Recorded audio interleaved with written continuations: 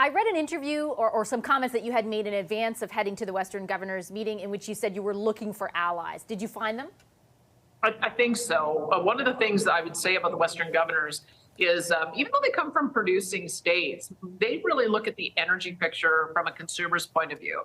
And so being able to tell them that 4.3 million barrels a day come from Alberta, it goes into U.S. refineries, some of them that are special purpose to receive Canadian oil, and that it reduces the cost of gasoline for American consumers. I think that's a very compelling argument for us to make. In fact, we've seen some studies that suggest that if there was a 25% tariff added, it would increase the cost of gasoline by $1 a gallon in the U.S. So I'm sharing that, and it's certainly getting some attention. So I hope we're able to have some allies in making sure we stay tariff-free in Canada.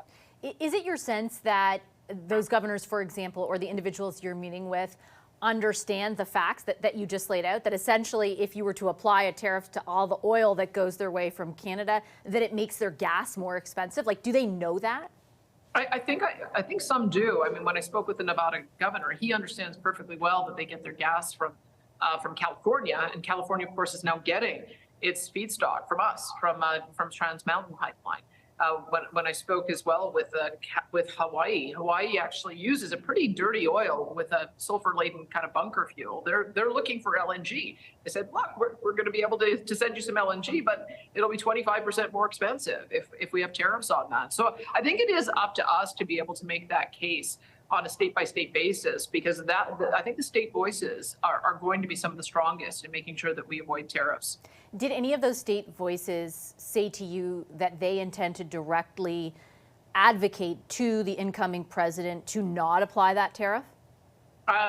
Look, I mean, I think that the incoming administration is pretty busy right now, and I know that the governors here are also busy on their own files, but I think it is up to us to be able to take that case directly, which is what we're going to do. And it's across the board, really. I mean, when you look at the integrated economies that we have, energy is one big picture. In Western Canada, we can talk about oil and natural gas. In Eastern Canada, they should be talking about electricity, because increasing the cost of electricity is going to increase the cost of everything to Eastern consumers as well. So I think we've got a very strong case to be made if we all get out there and start making it. It really is up to us as premiers, I think, to be able to reach out to our contacts so that they understand the implications of it. And I think we've got a very good story to tell. And I want to ask you a little bit more about making that case in just a moment. But just to pick up on my last question, I sort of, if I'm reading between the lines, and please do correct me if I'm wrong in your answer, nobody has said to you, I'm going to tell Donald Trump not to apply these tariffs.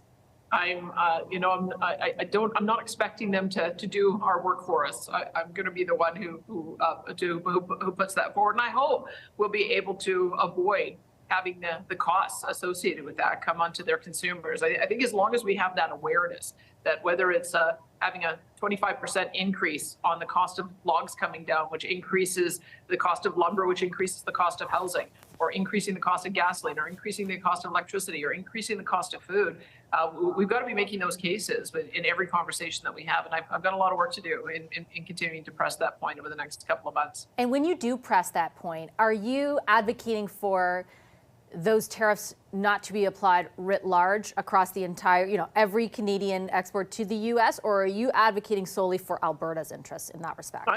I think that we can lead as a country on the issue of energy, and that is a little bit different in Eastern Canada as it is in Western Canada, but I think the impact on the American consumer is exactly the same.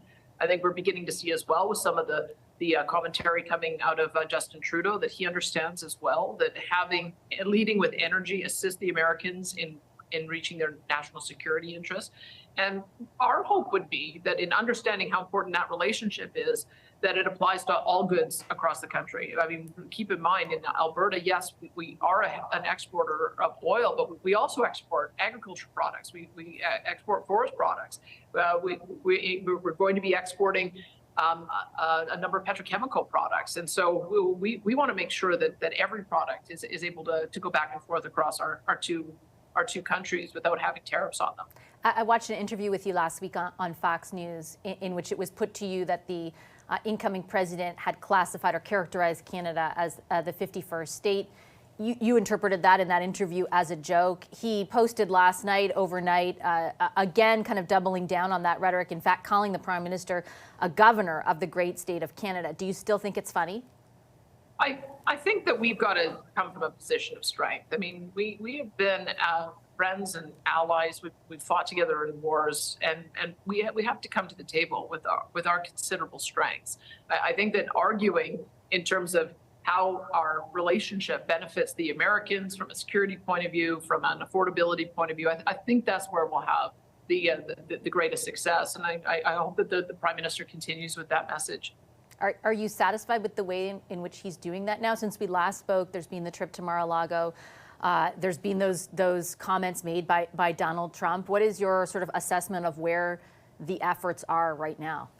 Well, I'll find out a little bit more tomorrow. We're having another meeting of all of the premiers, and I think that one of the things that I took away is that it's up to each of us to reach out to our friends and contacts, the business interests that we know are influential in the U.S., the politicians and governors that we know that are influential in the U.S. I've taken that seriously. That's part of the reason I came down here. I believe probably the other premiers have as well. And I'm looking forward to getting an update on what the federal plan is to address the issues around border security. Because I think the issues of trade are going to be important ones. I think we've got a very great story to tell, but we're not going to get to that story if we continue to have these irritants, if we don't address the issue of cross-border migrants, and we don't address the issue of cross-border fentanyl. So I'm looking forward to seeing how the federal government is going to respond to that. And we stand ready with our sheriffs and with some of our equipment to be able to work into that effort. We've already reached out to our neighbor in Montana to see if we can develop some cross-border collaboration. And if we can spread that across the entire country, I think that will be a demonstration of a show of good faith. And then we can get on to talking about the trade issues that are really important to us. Is there any danger in overstating what is happening at the border? I look more closely at, for example, the Canadian border, in particular with Montana, where there were, in the fiscal year 2024, 3 pounds of fentanyl collected. That's according to U.S. Customs and Border Protection data. There's thousands of pounds at the southern border. Illegal migration, very much so an increasing problem in the first half of last year, but on the decrease substantially, again, according to U.S. data, down 60% in the last 4 months. Is there a danger in you sort of underscoring the narrative that Trump has put out there that there are these major issues at the border if, in fact, they don't exist? Well, the fact that we haven't apprehended enough of the cross-border products, whether it's fentanyl coming out of Canada or whether it's the precursor agents coming in, I think that should be alarming to all of us. We know we've got an opioid crisis. We know that we have the highest level of opioid deaths that we've ever seen happening in both British Columbia and Alberta. And we know that the American cities are suffering from the same scourge. And so I think that we've got to do our part to make sure that we're addressing the issue. We're apprehending the criminals. We're stopping the movement of drugs. We're shutting down drug houses and labs.